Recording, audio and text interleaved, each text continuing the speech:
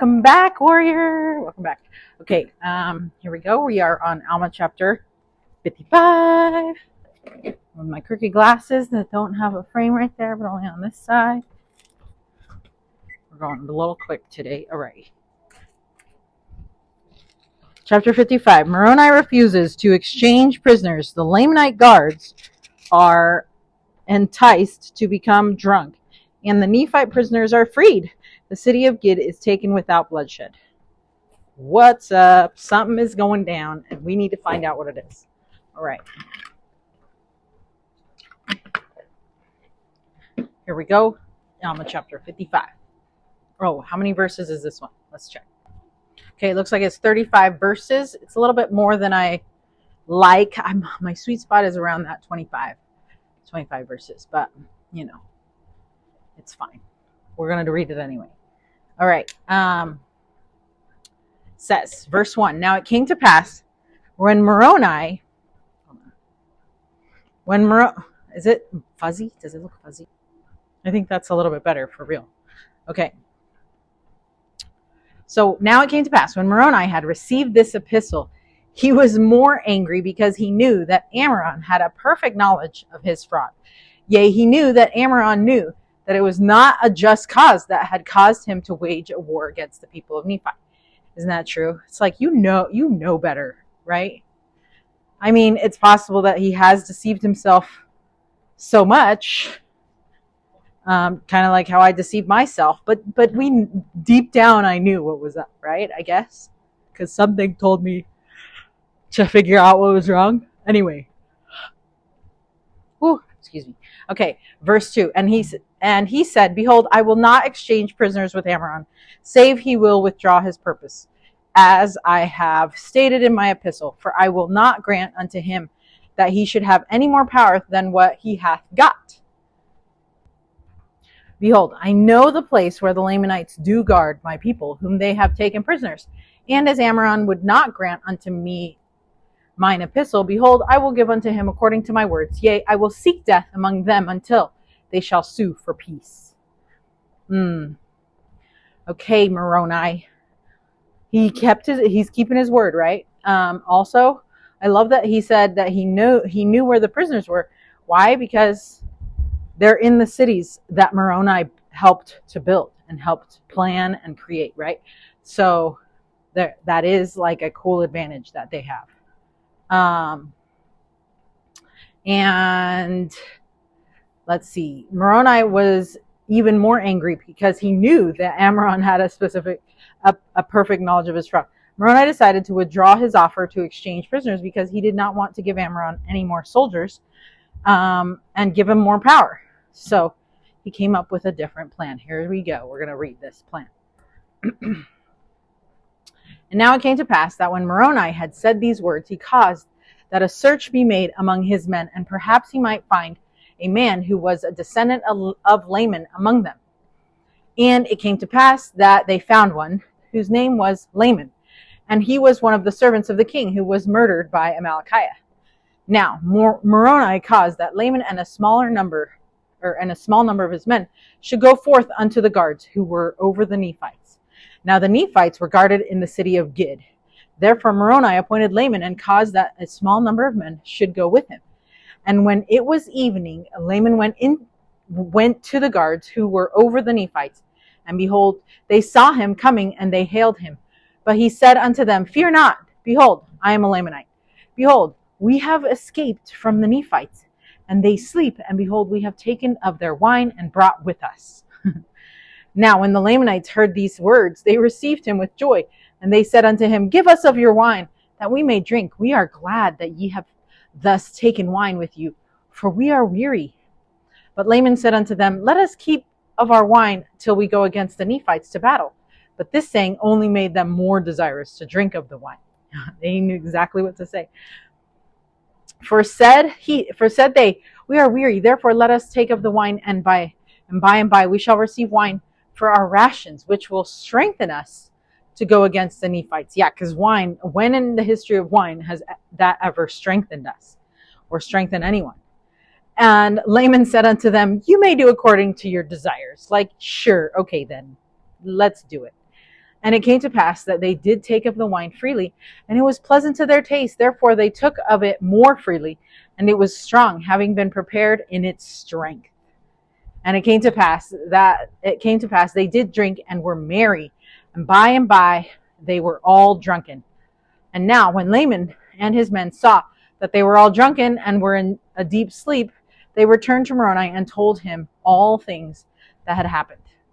And now this was according to the design of Moroni. And Moroni had prepared his men with weapons of war, and he went to the city Gid while the Lamanites were in a deep sleep and drunken, and cast in weapons of war unto the prisoners, insomuch that they were all armed, yea, even to their women and all those of their children, as many as were able to use weapons of war, when Moroni had armed all those prisoners, and all those things were done in a profound silence. If you are a parent of a baby, or have ever been a parent of a baby, you know what doing things in a profound silence means. You're literally walking around trying to turn the white noise on, make sure that any sound doesn't just wake them up, or you forget your phone inside the room because you're trying to put the baby to bed. Anyways, so it's just one of those things that you just what to do in profound silence as a parent, right? You know what that means. So they were sneaking around real good. And that kind of reminds me of a talk from Sister Joy D. Jones.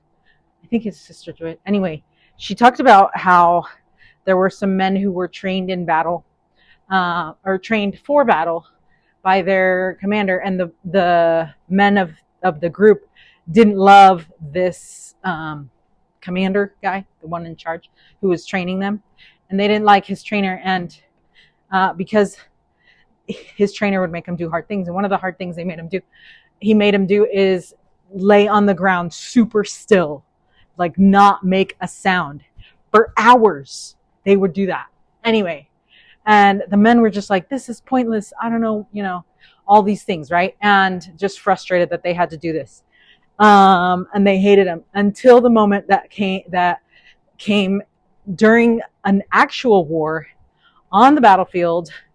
The enemies were approaching, and they all took to the ground per instruction that they had received from their training, right? They remembered what they could do. They all sat still for that super long period of time that they had trained for.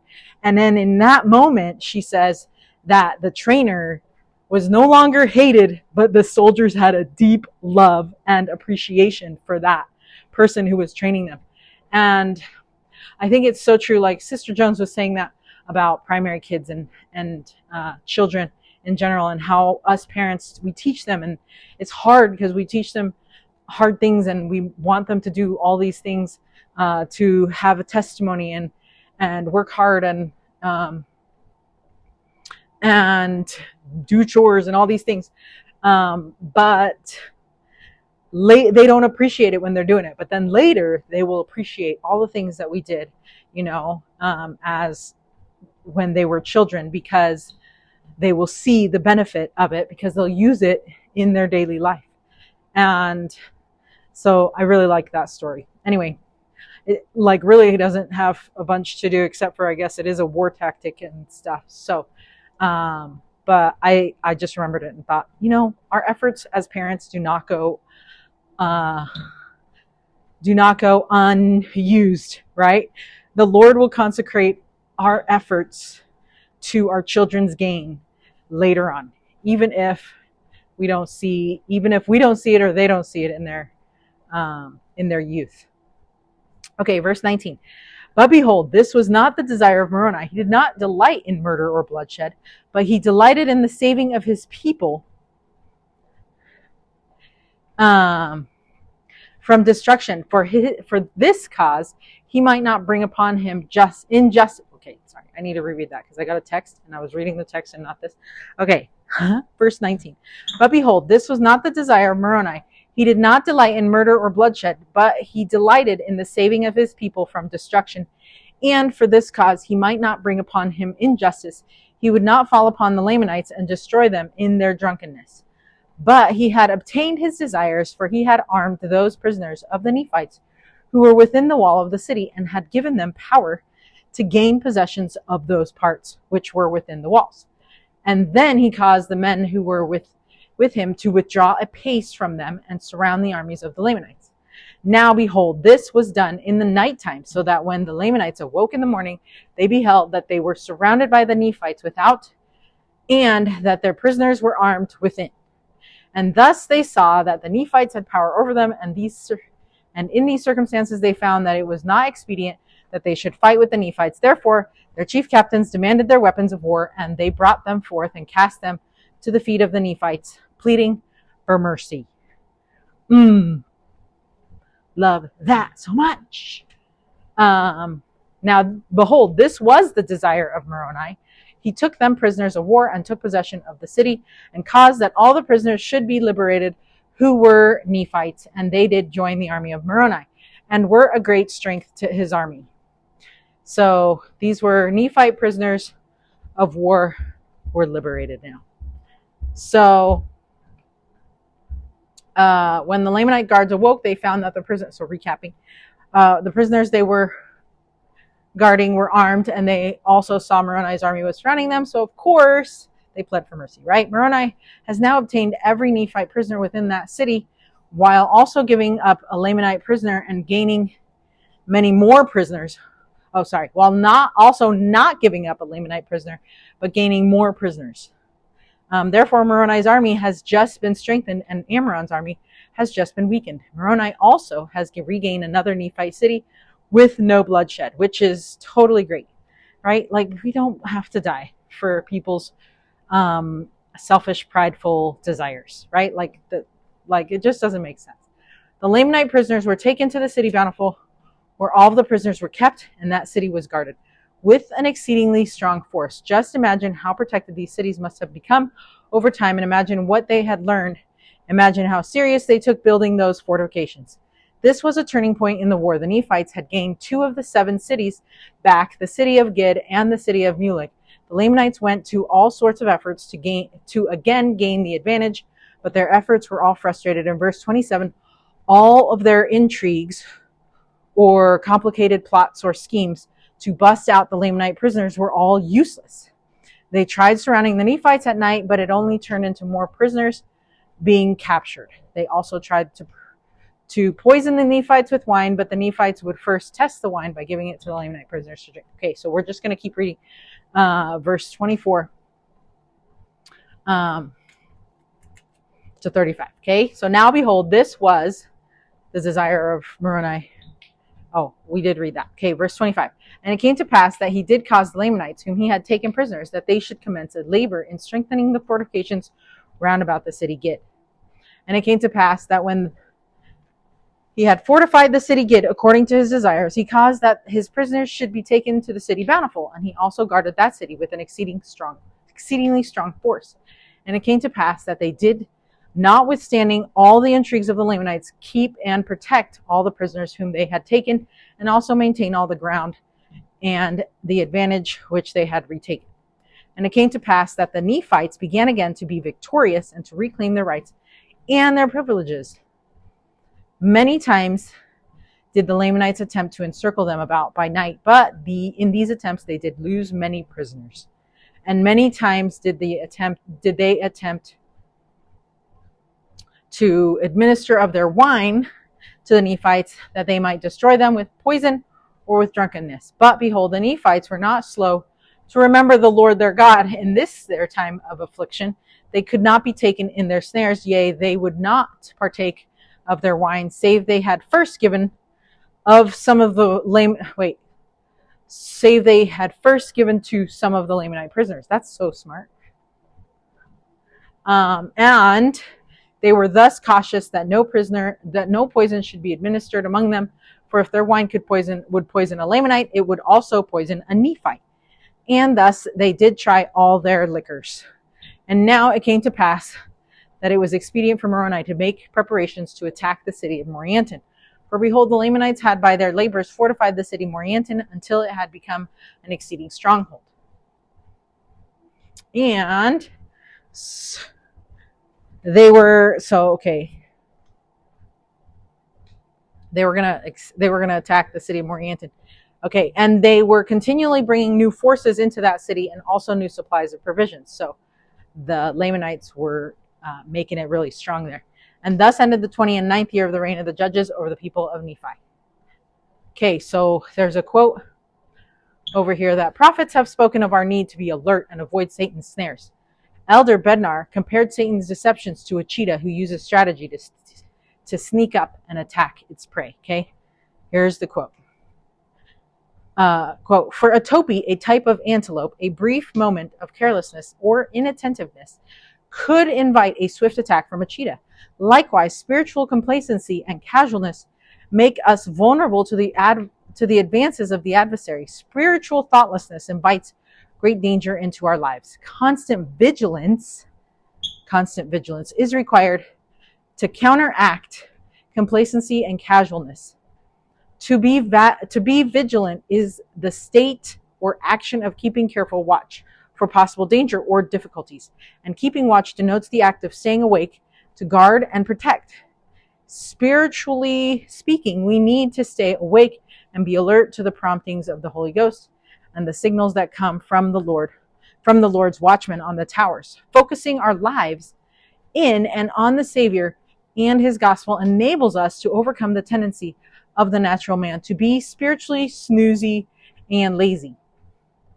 As we are blessed with eyes to see and ears to hear, the Holy Ghost can increase our capacity to look and listen when we may not typically think we need to look or listen, or when we may not think anything can be seen or heard. Watch therefore that ye may be ready. End quote. Oof.